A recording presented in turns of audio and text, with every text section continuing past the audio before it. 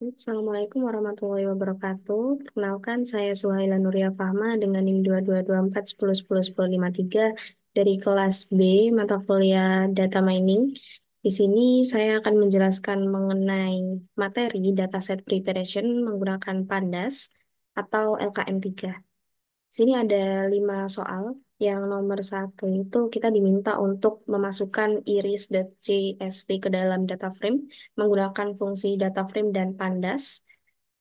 Kemudian menormalisasikan setiap atribut iris tersebut yang sudah dimasukkan ke dalam data frame tadi untuk dinormalisasikan minimal dan maksimalnya sehingga setiap nilai atribut itu memiliki range antara 0 sampai 1 saja. Dengan V baru adalah nilai dari data di suatu sel setelah normalisasi. Sedangkan V lama adalah nilai data asli sebelum dinormalisasi. Kemudian ada Vmax adalah nilai maksimal dari kolom data tersebut dan Vmin adalah nilai minimal dari kolom data tersebut. Tapi di sini saya menggunakan beberapa variabel yang berbeda. Yang pertama itu ada import CSV yang digunakan untuk menyambungkan dengan file CSV-nya agar nanti bisa mengimport file CSV ke dalam codingan. Kemudian ada import NumPy SNP. Jadi ketika kita akan menggunakan NumPy itu cukup mengetikkan NP saja dan di sini ada import pandas SPD. Begitu juga dengan pandas sama seperti NumPy yang hanya disebut PD saja gitu. Terus yang pertama ada DF. Ini eh, DF ini berfungsi untuk menyimpan data frame yaitu iris.csv menggunakan fungsi pandas dan juga CSV, tepatnya read CSV. Kemudian setelah kita mengambil data frame iris, itu ada normalisasi. Yang pertama ada df train atau data training, mana menggunakan df.drop variety axis sama dengan 1. Jadi di sini kita mengambil data tepatnya di kolom variety atau variasi, tapi di sini kondisinya adalah di drop atau dihapus. Kemudian ada df normalisasi sama dengan df train dot apply lambda x. Nah, ini fungsinya untuk menentukan nilai minimal dan nilai maksimal dari setiap data yang ada di dalam df data frame iris ini dan disimpan ke dalam df normalisasi. Dan ketika kita print df normalisasinya itu munculnya seperti ini.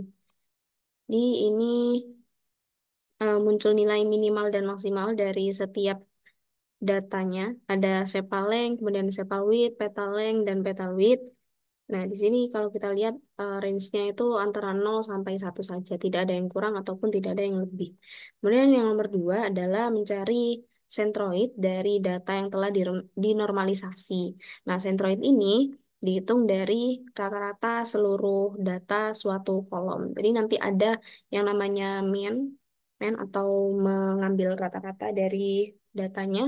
Seperti di sini kita menggunakan DF-new atau V baru tadi, tapi di sini saya menggunakan DF-new yang diisi dengan DF normalisasi. Jadi data normalisasi tadi disimpan ke dalam DF-new dan DF-new ini di bagian variety-nya atau variasinya diisi dengan DF variasi. Jadi kalau misalkan disimpulkan di dalam DF-new ini adalah isi dari data DF normalisasi atau range-nya yang tadi minimal maksimalnya itu sudah di antara 0 sampai 1, sedangkan di bagian kolom variasinya itu diisi dengan data yang lama, data variasi yang lama. Kemudian di sini ada memecah data frame ke dalam beberapa kelas. Yang pertama itu seperti yang kita ketahui di Iris itu kan ada 3 kelas yaitu Setosa, Versicolor, dan Virginica. Kemudian di dalam masing-masing dari 3 kelas itu kita berikan ini. Masing-masing dari kelasnya itu akan di-drop di bagian variasinya apabila dari variasi tersebut merupakan setosa. Misalkan di sini variabel setosa itu kita ambil DF-nya atau data yang sudah dinormalisasi dan ditambahkan dengan variasi data yang lama itu apabila variasinya berisi setosa maka dia akan di-drop di bagian variasinya dan eksisnya ini satu. Satu itu kalau nggak salah horizontal. Kemudian versi color dan juga Virginica dilakukan hal yang sama. Setelah itu, setelah memecah data frame ke dalam beberapa kelas, kita selanjutnya mencari sentroid pada masing-masing kelas. Seperti yang dijelaskan tadi, sentroid itu merupakan rata-rata dari datanya. Di sini eh, agar berbeda dengan variabel sebelumnya, saya berikan nama CTS atau setosa disingkat dan sen yang artinya sentroid dari setosa. Begitu juga dengan versicolor dan juga berginika. Nah, kalau misalkan untuk mencari sentroidnya dari si setosa itu kita panggil data frame yang udah dipecah tadi di kelas setosa, kemudian dot min. Tuh, jadi untuk mengambil rata-ratanya. Nah, di sini ada dictionary centroid, yaitu key-nya adalah setosa diisi dengan stsen.copy. Jadi, ibaratnya sama saja untuk mengambil isi dari masing-masing variabel yang ada di sini, tapi dimasukkan ke dalam dictionary centroid. Di tepatnya sesuai dengan key-nya. Seperti ini, di copy. Jadi kalau misalkan ada perubahan yang ada di centroid ini, di dictionary centroid, itu yang berubah hanya yang ada di sini. Karena dia sudah mengambil data kopinya. Tapi data aslinya tetap ada. Nah, outputnya nanti kurang lebih seperti ini. Kemudian nomor tiga adalah memasukkan iris testing. Kalau sebelumnya kita memasukkan iris.csv, sekarang iris testing.csv ke data frame-nya.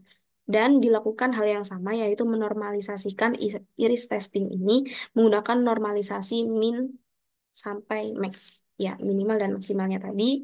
Caranya hampir sama.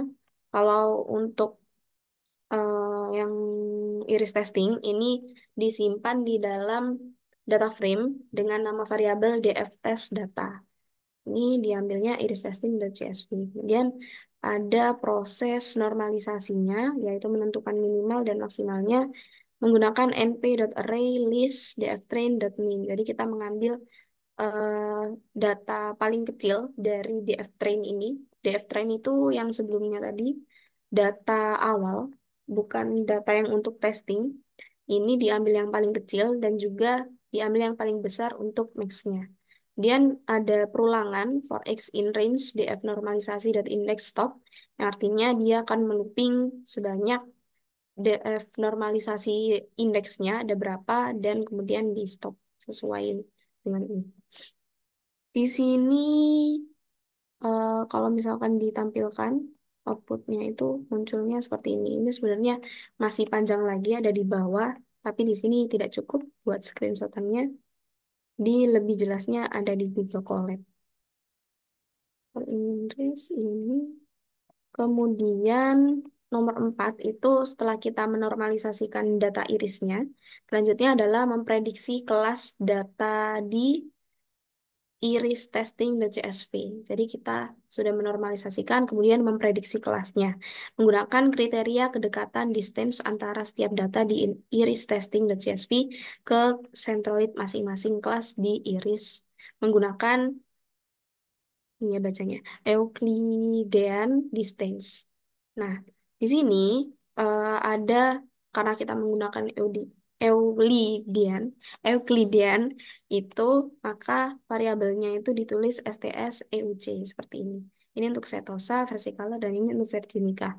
Dan ini diambil dari DF normalisasi. Jadi data frame yang normalisasi sebelumnya, normalisasi di data set iris testing kalau nggak salah. Ya, dia menyimpan normalisasinya dari dataset iris testing, kemudian kita copy dan memasukkannya ke dalam masing-masing kelasnya ini, kelas untuk EUC. Kemudian ada perulangan Fourier in range DF normalisasi index stop. Ini untuk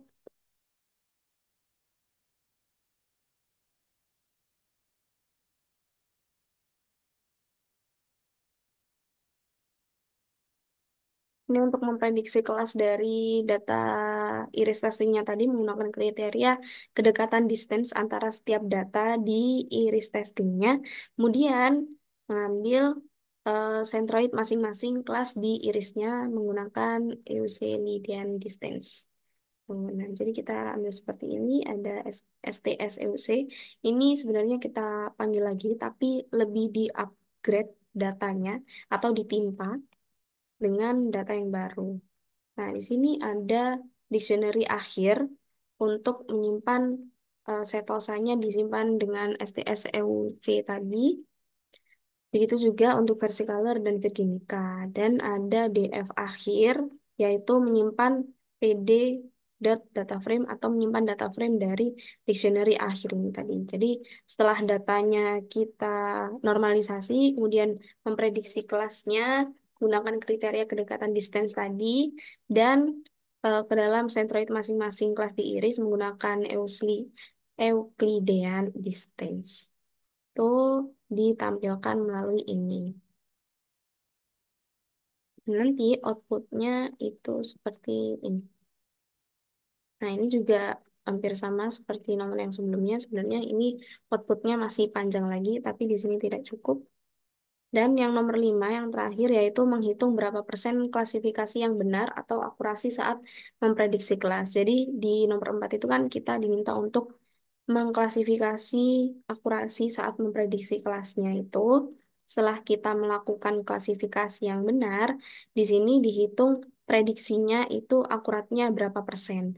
Nah, di sini disediakan variabel predik untuk menyimpan angka 0 dan ada looping untuk DF akhirnya. Ini DF akhir ini adalah data frame yang menyimpan data akhir atau data yang sudah diklasifikasi berdasarkan kelasnya tadi, prediksi kelasnya di DF akhir itu.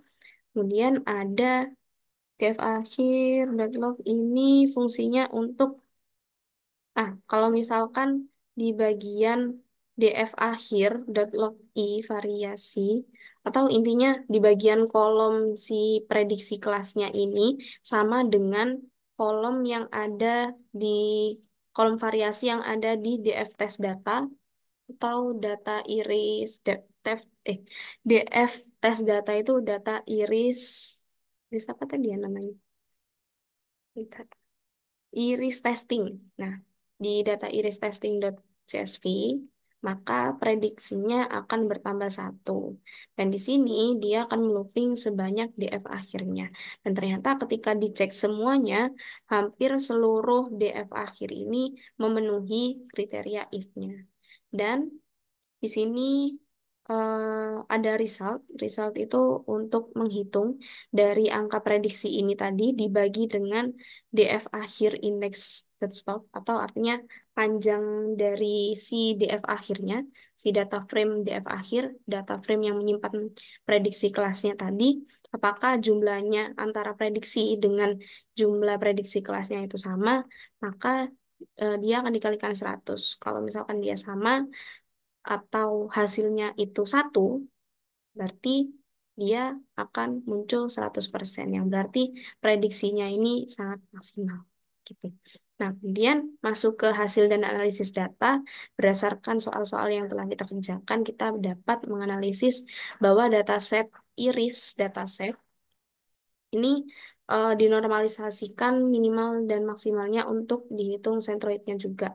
Nah, normalisasi minimal maksimal ini dilakukan untuk mengubah nilai data dalam dataset iris sehingga memiliki rentang antara 0 sampai 0. Sebelum normalisasi, nilai data pada setiap kolom memiliki skala yang berbeda dan dapat menyebabkan masalah pada beberapa algoritma machine learning terhadap skala data.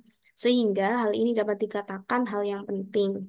Setelah normalisasi, semua kolom memiliki skala yang sama, sehingga semua kolom memiliki pengaruh yang seimbang pada model. Kemudian, perhitungan centroid ini merupakan titik-titik pusat dari suatu klaster data. Dalam konteks ini telah dihitung centroid dari masing-masing kelas bunga iris, yaitu yang ada 3 tadi, yaitu Setosa, Versicolor, dan Virginica. Dan centroid ini dihitung dengan mengambil rata-rata dari seluruh data pada setiap kolom untuk setiap kelasnya. Hasilnya nanti itu menunjukkan bahwa kalau hasil dari yang kita kerjakan tadi, bahwa Setosa ini memiliki nilai centroid yang paling kecil pada semua kolom, sementara Virginica memiliki nilai centroid yang paling besar, dan versi color ini berada di tengah-tengahnya gitu. Kemudian yang kedua, setelah menganalisis dataset iris saja, selanjutnya adalah menganalisis dataset iris testing.csv untuk dilakukan hal serupa. Tapi di bagian data testing ini lebih ditambahkan lagi untuk menghitung jarak Euclidean-nya dan prediksi kelasnya. Untuk langkah nomor 1 ini sama, menggunakan normalisasi min and max juga. Dan yang kedua, ini langsung masuk ke dalam perhitungan jarak Euclidean-nya.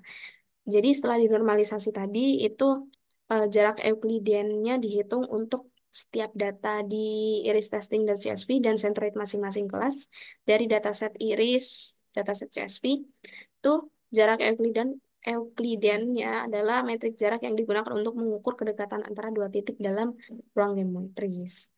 Dan nilai jarak Euclideannya menunjukkan seberapa dekat data dari iris testing CSV dengan sentroid masing-masing kelasnya. Kemudian yang terakhir setelah kita melakukan perhitungan jarak Euklideannya, yang terakhir adalah prediksi kelasnya. Jadi prediksi kelas ini dilakukan berdasarkan nilai jarak Euklidean terkecil, data dari iris testing CSV akan diberi label kelas yang memiliki jarak Euklidean terkecil dengan centroid kelas tersebut. Dan prediksi kelas ini kemudian disimpan dalam predicted variety atau pada dataset iris testing CSV. Di evaluasi model untuk melihat akurasi prediksi dari data yang belum jelas spesiesnya. Akurasi prediksi tersebut mencakup eh, akurasi prediksi klasifikasi kelas dihitung membandingkan prediksi yang diberikan oleh model dengan kelas sebenarnya dari dataset iris testing dan CSV. Jadi dalam konteks ini tuh nilai akurasi prediksi klasifikasi kelas adalah 100%, yang berarti model memprediksi semua kelas itu benar. Jadi sesuai, prediksinya akurat. Tuh, dan kesimpulannya ada 5. Yang pertama, proses normalisasi minimal maksimal diterapkan pada dataset iris.csv dan iris testing.csv untuk menyamakan skala data, memungkinkan algoritma mesin learning bekerja dengan baik. Dan sentroid dari masing-masing kelas bunga iris dihitung untuk menentukan titik pusat dari setiap kelompok data menggunakan cara rata-rata. Nomor 3, hasil analisis menunjukkan bahwa setosa memiliki nilai sentroid terendah pada semua kolom, sementara Virginica memiliki nilai tertinggi, sentroid tertinggi, berdasarkan kolom sepaling dan petalingnya, sedangkan versicolor berada di antara kedua kelas itu tadi, setosa dan Virginica.